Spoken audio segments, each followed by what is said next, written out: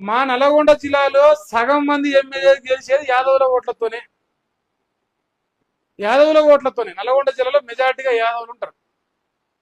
మరి మా ఓట్లతోని గెలిచి మా ఓట్లతోని మీరు ఎమ్మెల్యేలు మంత్రులు అయినాక ఆడపా దడప ఆడొకటి ఈడొకటి మా యాదవ్ బిడ్డ ఉంటే మంత్రి పదవి ఇయ్యరా?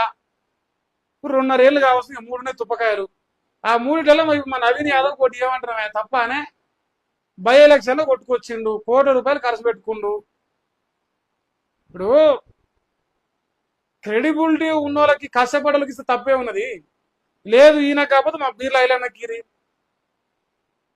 అసలు ఇక మీ కాంగ్రెస్ లో యాదవ్లు చెప్పడానికి పెద్ద నాయకులుగా అనిపించలేరు. ఇక అంతో ఇంతో మనకు గెలిచిన నవీన్ యాదవే సీఎస్ గా అనిపిస్తుంది. యాదవులకు రాజకీయ అవకాశాలు ఇవ్వకపోతే మీకు రేపు రాజకీయ అవకాశాలు కల్పించరు కాక కల్పించరు. 20 లక్షల ఓట్లు లేకపోతే మీరు రేపు తుప్పకాయలు కూడా గెలవరు. ఇలా బీఆర్ఎస్ ఓడిపోయింది 20 లక్షల ఓట్లతోనే అధికారం. దాని అర్థం ఏంది? యాదవులకు